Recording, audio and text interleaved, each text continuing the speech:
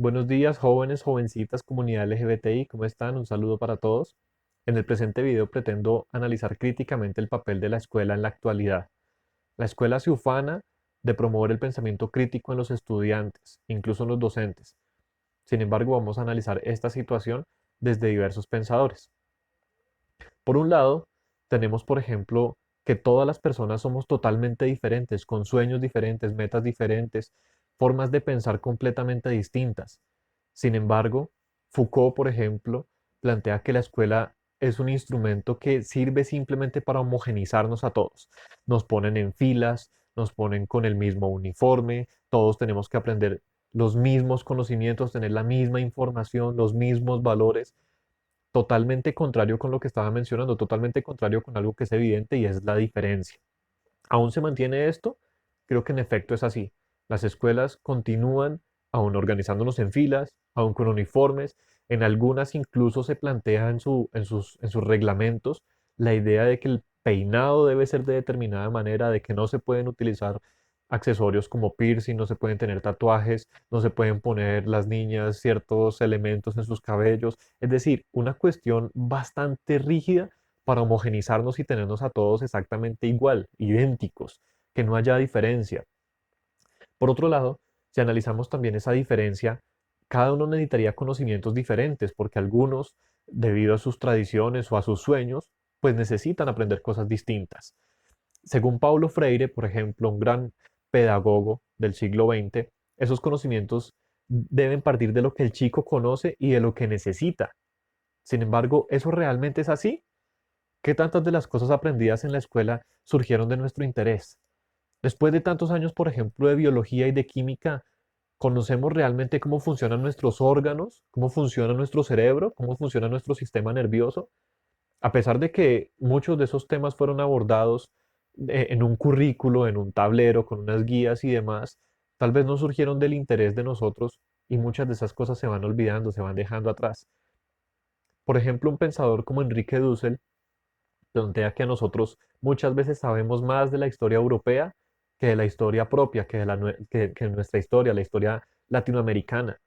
Nosotros conocemos sobre la Primera, Segunda Guerra Mundial, cuando estudiamos historia, nos enseñan la historia de Grecia, Roma, luego el Estado-Nación en Europa y todo tiene que ver con Francia, Alemania, Inglaterra, Estados Unidos. ¿Y cuántas cosas sabemos nosotros de las civilizaciones que existían aquí en América antes de la conquista de los españoles? ¿Cuánta astronomía hemos aprendido, por ejemplo, de esas culturas? ¿Cuánta matemática? ¿Cuánta arquitectura? En fin, es una cuestión bastante lamentable que nosotros no prestamos atención a lo propio, sino que estamos siempre, Enrique Dussel los llama colonizados, ya no físicamente, económicamente, sino también intelectualmente. Aún la educación constantemente nos imprime a nosotros conocimientos de otros lugares, como si otro fuera lo importante y no lo nuestro. Por otro lado, otro pensador llamado Iván Illich también plantea que, por ejemplo, quienes plantean el currículum en las escuelas son los profesores, como si fueran los sabios, como si el profesor fuera el que sabe qué es lo que necesita el estudiante, aún sin conocerlo. Muchas veces ese currículo se, se diseña, se crea sin conocer los estudiantes que van a llegar. Entonces simplemente el docente tiene que tener en su cabeza la capacidad para poder decir qué es lo que necesita cada uno de esos estudiantes sin ni siquiera conocerlos. Un absurdo. Por ejemplo, nosotros vemos que muchas de esas cuestiones que nos enseñaron curricularmente en las escuelas hoy en día no nos están sirviendo. O muchas personas que hemos tomado caminos diferentes a ciertas asignaturas. Por ejemplo, una crítica que muchas veces escuchan los estudiantes es ¿para qué le sirve a uno el álgebra? Si uno no se va a dedicar a ella, si uno no se va a dedicar a la matemática o algo que tenga que ver con la matemática, salga a la calle y pregúntele a cualquier persona que está trabajando en una cuestión totalmente ajena a la academia, a la matemática fuerte, y se van a dar cuenta que el álgebra a uno no le sirve. En toda la vida que yo llevo, no me ha servido para nada el álgebra, ni graficar seno, coseno, tangente, cotangente, ese tipo de cosas no me han servido para lo más mínimo. Lo único que a uno le sirve realmente, por lo menos a la gran mayoría de la población le sirve, independientemente del camino que coja, sea trabajar, estudiar o demás, es lo que uno aprende muchas veces en la primaria. Leer, escribir, sumar, multiplicar, restar y dividir. Esas operaciones básicas son lo que a uno le sirve. Muchas veces lo que le enseñan a uno en el bachillerato ya no le sirve para nada. una cantidad de información que uno tiene ahí, pero que en la vida práctica no le sirve para absolutamente nada. Este tipo de situaciones también, plantea Ivan Illich, genera una gran pérdida de confianza en el estudiante, la autoconfianza, pues se asume que es el otro el que sabe, se asume que es el docente el que sabe y no él. Los aprendizajes que él tiene, los conocimientos que él tiene no valen y eso es bastante perjudicial para el individuo, pues no confía en sí mismo y necesitamos es personas que aprendan a confiar en sí mismas y que aprendan a ser autodidactas. Eso sería más crítico y más reflexivo.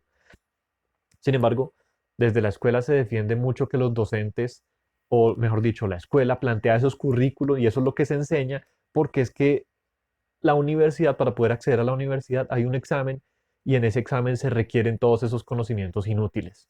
Entonces, si una persona quiere acceder a la universidad, tiene que estar lleno de conocimientos inútiles para poder acceder a un cupo en la universidad. En vez de luchar porque la universidad no tuviera ese tipo de exámenes, sino que simplemente la persona que quiera estudiar pudiese acceder a ella, nos mantenemos en el orden y entonces nosotros los docentes tampoco resultamos siendo críticos. Resultamos sirviéndole a un establecimiento que simplemente pretende darle cupos a ciertas personas que cumplan con ciertos parámetros. La cuestión es bastante lamentable. Si nosotros vemos, por ejemplo, los planteamientos que hace un sociólogo como Pierre Bourdieu, él establecía la gran inequidad que existe, o bueno, que existía en su época para el acceso a la educación superior entre las personas de clase alta y las personas de clase baja. ¿Será que eso se mantiene todavía hoy en día? ¿Será que un estudiante de estrato 6, colegio privado, tiene más probabilidades que un estudiante de estrato 1 y de colegio público? Eso es obvio. Incluso el capital cultural con el que goza, las vacaciones a donde se dirige, etcétera, etcétera, etcétera. La cantidad de recursos que puede afrontar una persona de estrato alto con respecto a una persona de estrato bajo. Eso de principio ya genera una brecha bastante grande para el acceso a la educación superior. Creo que no hace falta analizar muy a fondo, uno simplemente esa diferencia la nota. Es bastante evidente en nuestra sociedad que es bastante, bastante inequitativa. Entonces, sin tener en cuenta todo esto que estoy mencionando, la escuela sigue llevando esos currículos sin ningún tipo de interés del estudiante, bajo prácticas que generan estrés, ansiedad, depresión, cuestiones bastante preocupantes y que la escuela no les presta atención. La escuela o el establecimiento, mejor dicho. Entonces, vemos estudiantes constantemente en las clases aburridos, mirando el celular, mirando por la ventana, el profesor también estresado porque el estudiante no le pone cuidado, pero resulta que es que no hay una conexión entre lo que el estudiante necesita y lo que le están enseñando. Así se va a mantener si nosotros no cambiamos realmente esas prácticas. Es bastante lamentable encontrar muchos estudiantes hoy sufriendo de ansiedad, estudiantes, o sea, jóvenes sufriendo de ansiedad, de verdad, de depresión, que no saben qué hacer con sus vidas, que no saben para dónde van, porque simplemente sienten que la sociedad no está hecha para ellos, porque se sienten totalmente alejados de la escuela y cualquier persona que no esté en la escuela y que no apruebe lo que la escuela le pide, entonces de una vez se considera como un fracasado. Una de estas prácticas que suceden bastante en las escuelas son los exámenes. Si nosotros nos acordamos de los exámenes son bastante tensionantes también. Un pensador como Francisco Ferrer, que también dedicó bastantes análisis a la pedagogía, plantea que estos exámenes fomentan solamente tensiones y sentimientos de competencia en los estudiantes. Entonces, el que saca la nota alta se vuelve un estudiante soberbio. Sale con su nota alta a decirle a todos los demás que él es el más inteligente y demás. Y los que sacan notas bajas, pues se vuelven infelices, se sienten incapaces, empiezan resultados de depresión, no saben por qué carajos les va mal en la educación, se sienten brutos. Brutos porque no responden a las necesidades que de pronto el establecimiento quiere. Entonces estos exámenes solamente torturan a los estudiantes antes del mismo, porque lo torturan a uno porque tiene que estudiar y tiene que aprobar el examen, incluso después. Saber la nota genera ansiedad. No se sabe si pasó o no pasó. Como si uno en el mundo tuviera que todo el tiempo estar demostrándole a todo el mundo mediante un examen que es totalmente alejado de la realidad. Los exámenes no funcionan así en el mundo real. En los exámenes uno puede, por ejemplo, en los exámenes en el mundo real, uno podría copiarse. Sería una práctica válida. Es cooperación. Si uno en el mundo real necesita algo, yo necesito arreglar mi celular y no puedo, y resulta que un amigo sabe, yo lo llamo eh, por medio de mi teléfono fijo o algo por el estilo y le pido asesoría y él me ayuda a arreglar mi celular, ¿qué tiene eso de malo? Es cooperación, es solidaridad. pero en cambio el establecimiento no. Cuando es un examen lo ponen a uno en una silla particular, lejos de todos, individualizado, nadie puede hablar, tensión, el que hable, el que mira al otro se le cancela el examen. O sea, por favor, una cuestión que de verdad genera bastante estrés y ansiedad en un estudiante. Nos genera miedo al fracaso, miedo a perder el año. ¿Qué es eso de perder el año? Que un estudiante porque no sabe una o determinada o dos determinadas áreas, entonces pierde el año. Tiene que repetir nuevamente toda esta tortura que estamos mencionando acá. Entonces, realmente estos exámenes no tienen mucho sentido. Otra práctica que también perjudica el aprendizaje y empeora los niveles de estrés y ansiedad en los estudiantes es que las clases o las jornadas escolares son bastante largas y extenuantes. Tenemos jornadas de 6, 8, hasta 12 horas un estudiante al día en un colegio. 12 horas con bloques de estudio de 2 horas, cuando neurológicamente todo el mundo, todos los científicos han llegado al consenso de alguna forma de decir que la atención no puede durar tanto tiempo. Algunos plantean que la atención máxima son 45 minutos. Otros dicen que eso es bastante optimista y que la atención máxima dura 15 minutos. Después empieza a perderse. Entonces, sobre eso todavía hay bastante debate, pero lo que sí es evidente es que una atención de 12 horas no existe. Evidentemente los estudiantes en los últimos bloques van a estar supremamente cansados y agotados mentalmente, y sin embargo el docente pretende exigirle exactamente igual a como si acabara de empezar. Además, un niño, muchas veces un adolescente, debería también tener tiempo para vivir, no solamente vive para estar en la escuela. Entonces imagínese entrar al colegio muchas veces a las 6 de la mañana y salir a las 6 de la tarde, ni siquiera puede hacer otro tipo de actividades porque además tiene trabajo para la casa, más estrés, más ansiedad, no puede dormir, tiene que cumplir con todo, si no cumple con eso entonces pierde la nota, pierde el año, se considera como un fracasado y demás. Entonces, de verdad que nuestro sistema está totalmente desfasado. Estamos maltratando a la juventud y maltratando a la niñez psicológicamente. Entonces, de verdad que es una cuestión que yo considero que no está funcionando. Por otro lado, decía al principio, la educación se ufana supuestamente de ser crítica y de que está para combatir la inequidad. Sin embargo, otro pensador como Luis Althusser, por ejemplo, plantea que la educación es un aparato ideológico del Estado. Es un aparato que sirve para simplemente mantener a la sociedad tal cual como está. Los pobres siendo pobres, los ricos siendo ricos. Entonces, prácticas donde nosotros estamos acostumbrados a que usted aprende a obedecer cuando está en la escuela. Usted no aprende a cuestionar. Usted cuestiona al maestro y lo regañan, lo sientan y haga silencio. Usted aprende a obedecer porque es que así es y punto. Usted se sienta, usted se viste como le dicen, usted aprende lo que le dice, usted habla cuando le dicen, se calla cuando le dicen, usted sale a caminar y a su descanso cuando le dicen, come cuando le dicen, etcétera. El argumento en los colegios siempre es que cuando salga del colegio, así le va a tocar en el trabajo.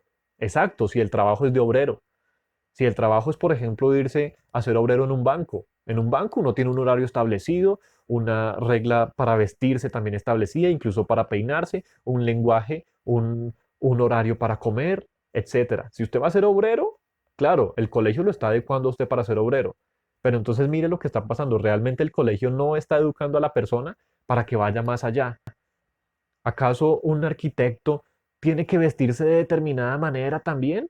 Tiene que, mejor dicho, sufrir por una cantidad de situaciones y obedecer y obedecer. No, se supone que el arquitecto también tiene que tener una capacidad para crear. Y las cantidad de profesiones que existen hoy en día se trata de eso, de que la persona logre desarrollarse como individuo en lo que le gusta y no está simplemente para seguir órdenes. Entonces, pues bueno, esa es la postura de este pensador. Quiero ir culminando con una frase de Stanislao Zuleta, pensador colombiano.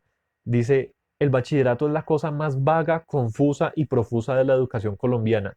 Es una ensalada extraordinaria de diversas materias que el estudiante consume durante 6 años hasta que en el examen de estado o del ICFES se libera por fortuna de toda aquella pesada carga de información y confusión. Es decir, nosotros nos llenamos, nos atosigamos de información para llegar al ICFES y ahí botar toda esa información. Muchas veces el estudiante sale del ICFES y se le borró la memoria, se formateó absolutamente. En esa medida, les recomiendo también escuchar las palabras de Jaime Garzón sobre la educación colombiana, en una conferencia que hizo.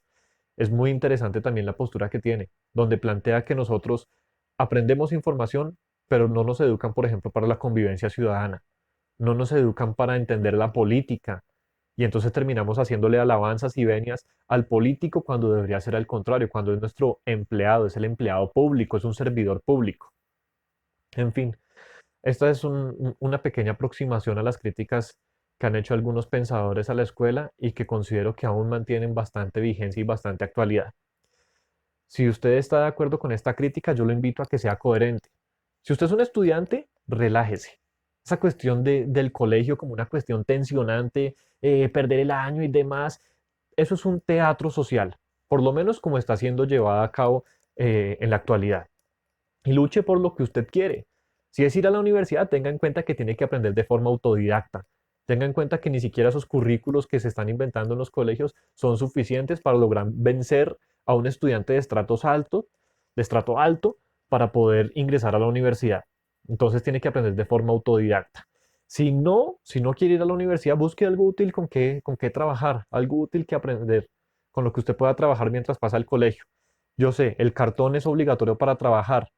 Según Iván Illich, uno de los pensadores que ya hemos visto, lo que debería prohibirse es más bien la exigencia de ese cartón para poder trabajar. Debería prohibírseles a los establecimientos de trabajo que soliciten el diploma de bachiller. Eso no tiene sentido tampoco, que usted vaya a trabajar y necesite tener ese diploma. Eso obliga a todos a tener que ir a esa escuela a torturarse. Si usted es padre o madre de familia de un estudiante, no lo torture, no dañe la confianza, eso es lo más importante que usted puede tener. Hable con él o con ella, compréndalo. Usted tampoco puede ser que haya pasado todas las materias y las conozca perfectamente en la actualidad. Puede que usted tampoco sepa hablar inglés, puede que usted tampoco sepa álgebra. Piense en usted cómo era cuando estudiante. Siempre fue el mejor estudiante, la mejor estudiante, siempre pasó en limpio. Y aún así, si eso fue, dese cuenta cuánto de lo que supuestamente aprendió lo está utilizando hoy en su vida, en el trabajo que tiene. Cuánto de todo eso se acuerda. Cuántas tareas le puede ayudar a su hijo realmente, desde la posición en la que está actualmente. ¿Sí? Es importante que su hijo o su hija sepa que su papá o su mamá nunca le van a dar la espalda. Eso es más importante que todo lo que se aprenda en la escuela.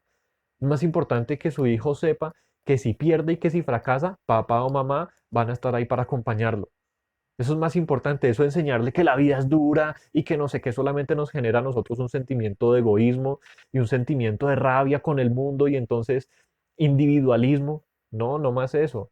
Enseñemos que también podemos compartir, que también podemos ser solidarios, que la familia tiene que estar ahí para apoyar. Su papel no es llenarle de información la cabeza ni presionar para que los colegios lo hagan.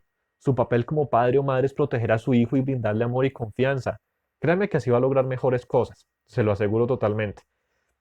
Y por otro lado, si usted es docente, yo quiero que juntos intentemos cambiar ese paradigma actual de la educación. Yo sé que solo uno no logra nada, pero si somos muchos, podemos empezar verdaderamente una revolución educativa. Les agradezco a todos por su atención y si consideran que este material contribuye en algo para mejorar nuestra sociedad, denle me gusta, compártanlo en sus redes sociales y suscríbanse a mi canal. Chao.